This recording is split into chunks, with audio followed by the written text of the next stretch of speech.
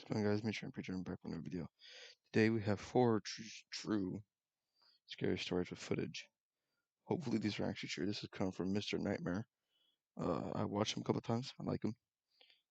They're definitely entertaining to watch. So if you guys don't mind, please go down to his channel and go subscribe. Anyways, let's get into this. Dramatic as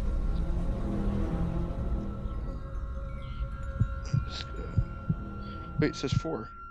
Did you mess up? It was January of 2016. My buddies and I live right next to a nature preserve and used to love to explore it. It was a weekend and we were looking for something to do, and being mischievous.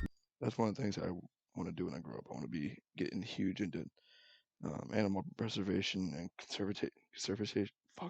conservation, and like help out with these nature preserves and stuff. We decided to go explore the storm drain that supplied water to the creek in the nature preserve. It had a barred barricade blocking entry into it, so we decided we'd throw some rocks in to see if the rocks made contact at any point so we could figure out the depth. However, we received something much more in return. After throwing a rock against the wall in the storm drain, a couple seconds passed, and we heard a terrifying thump or bang in return.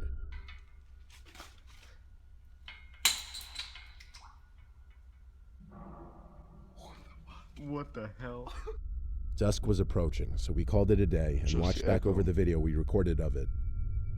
The next weekend, I gathered a few more buddies, and we decided we would unbolt the barricade to the drain and go inside. I got the barricade to fall down, and we made our entrance. It went in about 20 feet until it hit a dead end. However, there was a second branch of the drain to our left that we'd have to take a step up to get into. We proceeded in one by one, all 5 of us. At first, it was nothing but spider webs and mud. We traveled about 500 to 1,000 feet into the drain as it kept getting skinnier, and we had to duck to proceed. We were all frozen in our tracks as we heard the same exact thump we heard the weekend before. A scary and hard to describe sound. We had no signal and were beyond terrified at that point because we were all right next to each other and the noise had come from much further away. At this point, my friend decided to start recording in case anything else happened. We made it out of the drain safely, without anything else happening. The scariest and most chilling part of this whole story was when I reviewed the video and saw a slight outline of a head at one of the turns of the drain. This couldn't possibly have been one of us because we had all been together.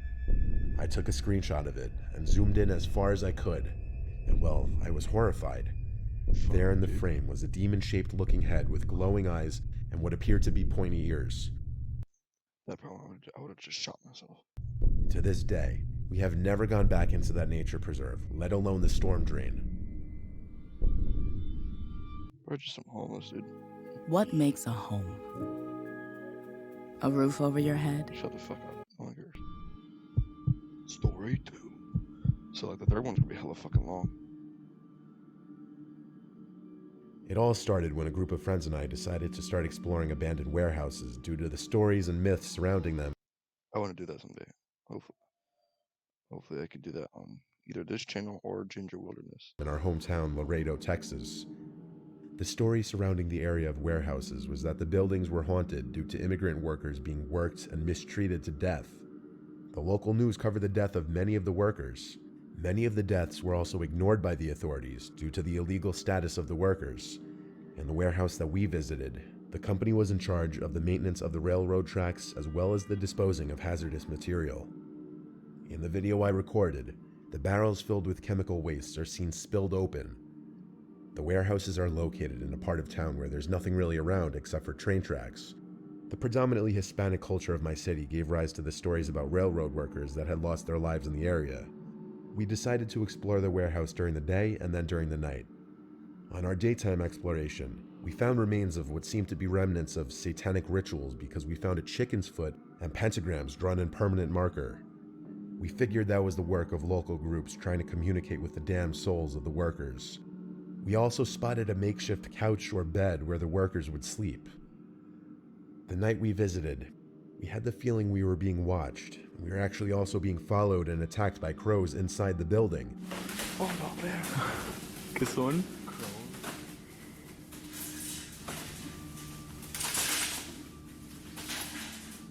While we were exploring that night, on several occasions, we spotted shadows and heard noises throughout the area. As we delved deeper, we got the feeling that someone or something didn't want us in the warehouse. A creepy laugh can be heard in the video footage I captured, and that was our cue to get the hell out. Nada. I don't think there's no power. Oh my god. Did you hear that? Yeah. Nada. I don't think there's no power. Oh my god. Things only got weirder though, as the satanic drawings and the chicken foot were gone the next time we passed that spot, yet they were spotted only earlier that day. I'm completely convinced that someone or something was stalking us in that warehouse that night. I believe the lost souls of the workers, or a satanic group of people that frequented the place, were there that night with us, watching.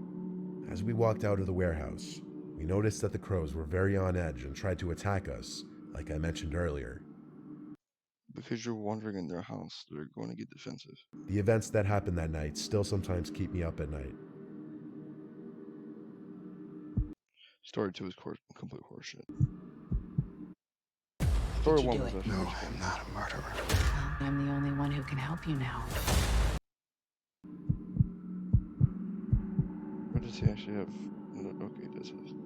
I'm a freshman at the University of Nebraska-Lincoln. Some friends of mine came home from a hockey party after their game and asked me to come hang at their dorm. They brought some girls to the party that they knew from high school and happened to be in the city. They came back to the dorm to hang as well. One of the girls that came in was super friendly but very drunk. I didn't see her drink anything in the dorms. I left with my girlfriend at about 2 a.m. At around 3, I heard sirens and could see lights outside of my window. I figured it was just another kid that came home with alcohol poisoning. Then I heard the most gut-wrenching scream of my life. I walked out of my room and saw my friends from the dorm I had just left running down the hall wanting my help. I started running down the hall following them and saw blood on the floor and thought for sure someone had been stabbed. Then I saw 3 police officers and a paramedic team strapping the friendly girl down to a stretcher while she was screaming and thrashing. I went to ask my friends what happened and they looked exhausted. They said her eyes rolled back into her head. She started growling and bleeding heavily from both nostrils. She attacked some of our friends, yanking their hair and biting them like an animal. This girl fought off 3 6-foot-tall, fairly muscular guys by herself. Keep in mind, this girl is probably 5'1", 110 pounds, and was possessing superhuman strength, all while screaming at the top of her lungs. The scariest part is when the RA came over to pray over the situation, as he's a devoted Christian, and she started screaming, "F God, F Jesus, the devil is coming for you all." At this point, my heart was sinking in pure fear of the situation, as was everyone else who was present. The emergency responders said they had never seen anything like this, even if she was possibly drugged at the party. I was able to capture a roughly 20-second video of her screaming in the dorms. You can't really see her as the paramedics are in the way, but if you listen closely towards the end of the video, you can hear her scream, "They're coming for you all, they're coming for you next." Last I heard, she woke up with no memory of the situation, but is in a very dark place at the moment. This is the video that was captured.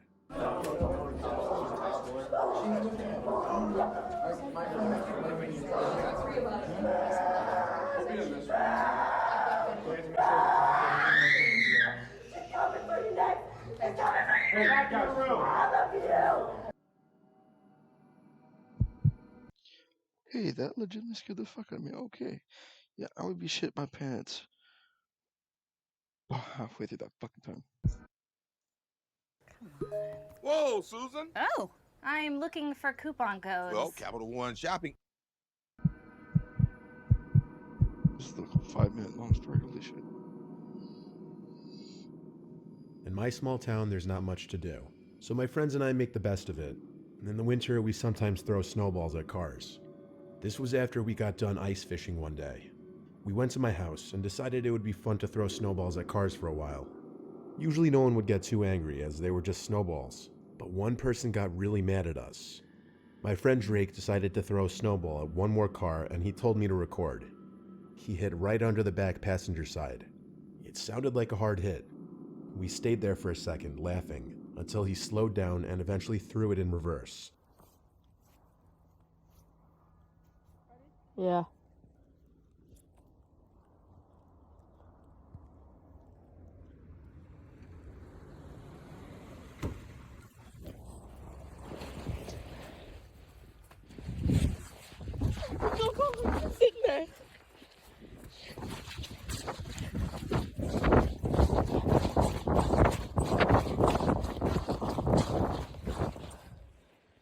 He's right there.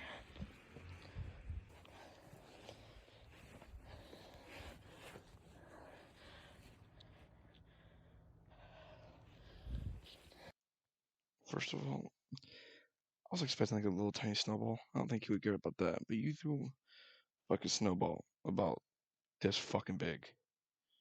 And it's not like a dent to this fucking truck. No wonder he's gonna get fucking pissed off.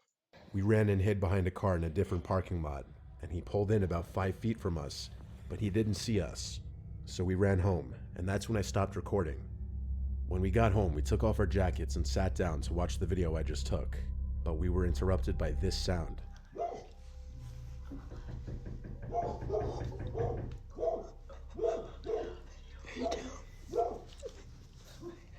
I froze in my seat.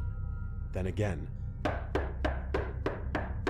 I didn't think this guy would find us, but still I turned off the lights. My dogs went crazy. Drake and I are 14, we don't get scared that easily, but this was freaking us out. We hid in my bathroom in my room and turned off the light. We actually laughed, thinking he would leave in a couple minutes. Our friends thought we were joking, so we took videos of him still pounding on the door. Our friends thought it was funny and karma, but we didn't find it amusing anymore. We thought we were in danger because he wouldn't leave. So I called my mom, who was at the Walmart about 10 minutes away. She sounded more like she was angry at us for throwing snowballs at cars than concerned that someone was banging on the door. Shit. She said she would call one of the neighbors to come scare him off. Then she hung up. It felt like an eternity before he stopped banging on the front door, but only a couple minutes passed, and then the banging sounds came from a different door. Then it hit me that I didn't lock that door, and he could easily come in. Then I got a disturbing call from my mom, telling me one of the neighbors said she could see a deranged-looking man, possibly drugged out, looking through my room's window and the front door window. We sat there for as long as we could, and decided to make a plan to get the 410 shotgun in my mom's room, load it, and then make a break for it. But when we entered my mom's room to look for the gun, we saw his face at the window. His hairy, withered-looking face. He's just a homeless man. And we screamed and ran. Drake had the idea to blast a police siren sound on my speaker in my room, so we ran to set the speaker up. While doing so, we heard the back door open, the one which was left unlocked. Drake managed to get the siren sound effect to play on my speaker, and that apparently worked, as we heard him leave through the same door he entered. Moments later, one of the neighbors, Paul, rang the doorbell. I let him inside, and he stayed with us and waited for the cops and my mom to get there. We explained everything. The cops and my mom all said we shouldn't have been throwing snowballs at cars like that, obviously, and that we got lucky that they showed up when they did. My advice is to never mess with people like we did. You never know who you're dealing with.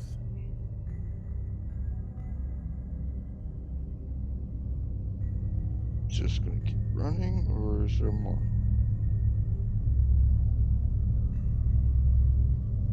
I'm just gonna let it play out because I don't want to miss anything.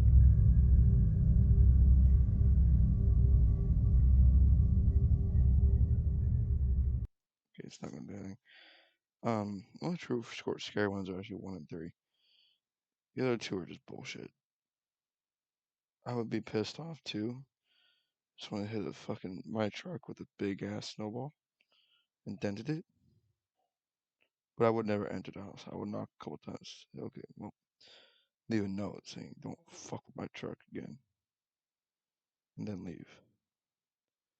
I think that guy was just either drugged out of his mind or he was just homeless. Like, it was another random homeless person who got in the truck left. But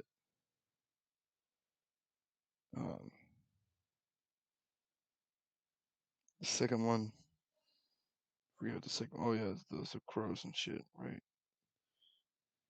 Yeah, it was not scary. They were just protecting their house that they lived in. You just happen to walk in. But anyways, if you guys like the video, please like and subscribe. Keep on shred. Bye guys.